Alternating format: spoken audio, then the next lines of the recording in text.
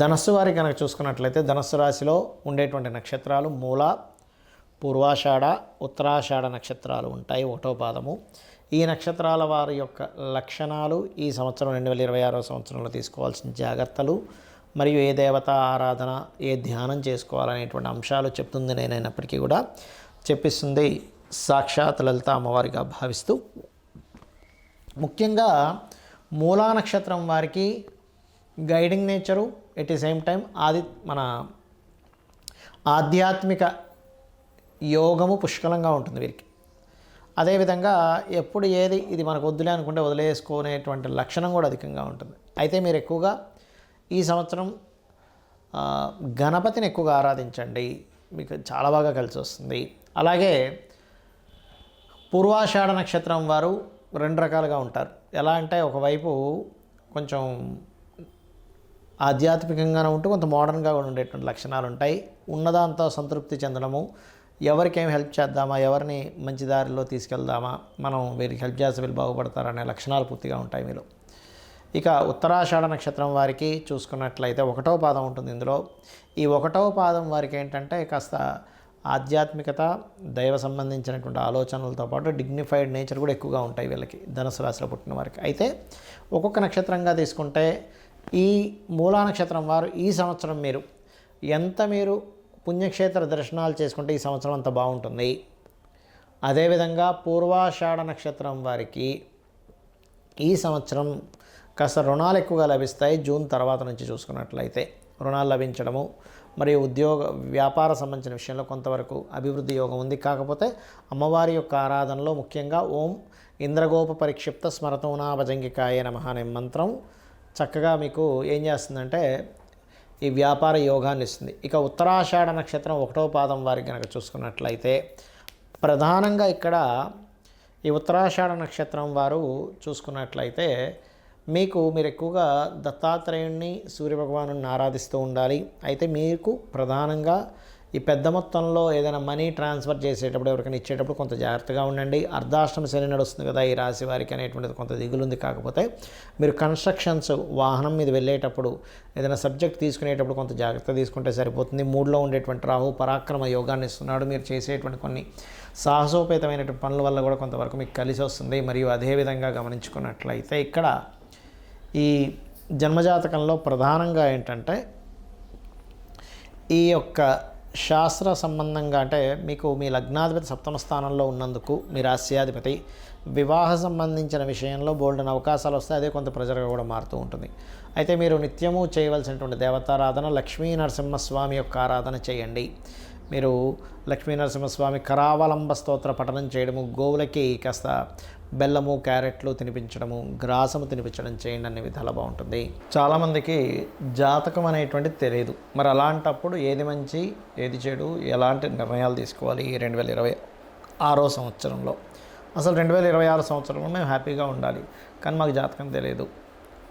ఒకవేళ తెలిసినా date of birth వరకు తెలుస్తుంది, నక్షత్రం వరకు తెలుస్తుంది, కానీ టైం తెలియదు. దాని ద్వారా మనకు లగ్నం తెలియదు. అప్పుడు ఎలాగా అంటే కొన్ని మేజర్ ఈవెంట్స్ ఉంటాయి లైఫ్లో. అంటే వివాహం చేసుకోవడము, ఏదైనా ఒక వ్యాపారం చేయడము, అలాగే విదేశాలకు వెళ్ళడము, ధనపరంగా బాగా అభివృద్ధి అవ్వడం, ఇవన్నీ కూడా. కొన్నిటిని మీరు కొన్ని సంకేతాలతో తెలుసుకోవచ్చు.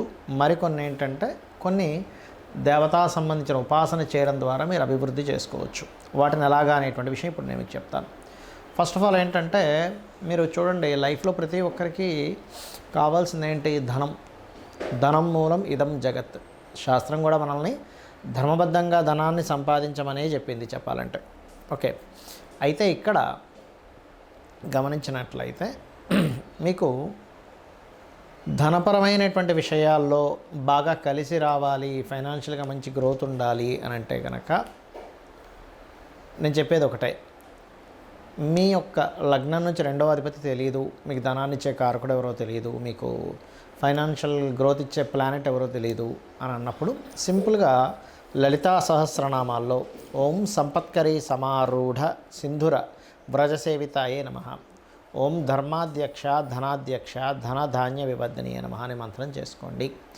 ఇక రెండవ విషయం ఏమిటి అని చెప్పి చూసుకున్నట్లయితే చాలామందికి ఏమంటే నాకు ఏ నెంబర్ బాగా కలిసి వస్తుంది, ఏ రోజు బాగా లక్కీగా ఉంటుందని అడుగుతూ ఉంటారు.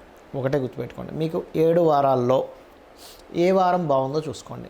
ఆదివారం బాగుందా అంటే రవి యొక్క నక్షత్రాలు ఆదివారాలు మీరు చేయొచ్చు పని.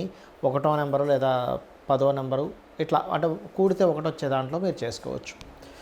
అలాగే సోమవారాలు బాగుందండి, ప్రతిసారి నాకు సోమవారం బాగా కలిసి వస్తుందండి అన్నప్పుడు ఫుడ్ రిలేటెడ్ సంబంధించిన ఏదైనా బిజినెస్లు చేయడం కానీ, వస్త్రానికి సంబంధించి ట్రాన్స్పోర్ట్ రిలేటెడ్ సంబంధించినవి చేయొచ్చని అర్థం అనమాట. అలాగే 2వ నెంబర్ బాగా కలిసి వస్తుందని. మరి కొంతమందికి వాళ్ళ జన్మజాతకం తెలియదు కానీ వాళ్ళకి మంగళవారాలు బాగా కలిసి వస్తూ ఉంటుంది. ఏం కొన్నా నేను మంగళవారం కొంటానండి, మంగళవారం బాగా కలిసి వస్తుంది అంటారు. అలాంటప్పుడు సుబ్రహ్మణ్యేశ్వర స్వామి ఆరాధన చేయడము, మరియు మిషనరీస్, పవర్ రిలేటెడ్ ఇలాంటివి ఏవైనా సరే మీరు ప్రారంభించడం చేయొచ్చు. బుధవారం కనుక మీరు చేయాలి అని అనుకుంటే గమనించుకున్నట్లయితే అంటే బుధవారాలు మీకు బాగా కలిసి వస్తున్నాయి. బుధుడు వ్యాపారానికి కారకుడు. సహజంగానే బుధుడు కనుక బాగుంటే వాళ్ళకి ఇయర్స్ కూడా కొంచెం మంచి పెద్ద చెవులు ఇలా ఉంటాయి, వాళ్ళకి మంచి వాగ్దాటి ఉంటుంది. అందుకే చూడండి, మార్కెటింగ్లో ఎవరు బాగా రాణిస్తారు అంటే మార్కెటింగ్ రంగాల్లో ఉండేటువంటి వారు బాగా రాణించడం జరుగుతూ ఉంటుంది. అంటే బుధుడు బాగున్న వాళ్ళు మార్కెటింగ్ రంగాల్లో బాగా రాణించడం. అలాంటి వాళ్ళు ఏంటంటే బుధవారాలు ప్రారంభించడం అనేది మంచిది. వాళ్ళకి 5 నెంబర్ బాగా కలిసి వస్తుంది. అలాగే ఇందాక నేను చెప్పినట్టుగా కుజుడికి సంబంధించిన 9 నెంబర్. ఇక శుక్రవారం లేదా గురువారం తీసుకుందాం. గురువారం అయితే గురువుకి సంబంధించినటువంటి వారాల్లో మీకు బాగా కలిసి వస్తుంది. అంటే టీచింగ్ లైన్స్లో బాగా కలిసి వస్తుంది మీకు. అది ఓన్గా బిజినెస్ పెట్టుకోవడం కానివ్వండి, లేకపోతే ఎక్కడైనా జాయిన్ అవ్వడం కానీ టీచింగ్స్లో బాగా కలిసి వస్తుంది అర్థం.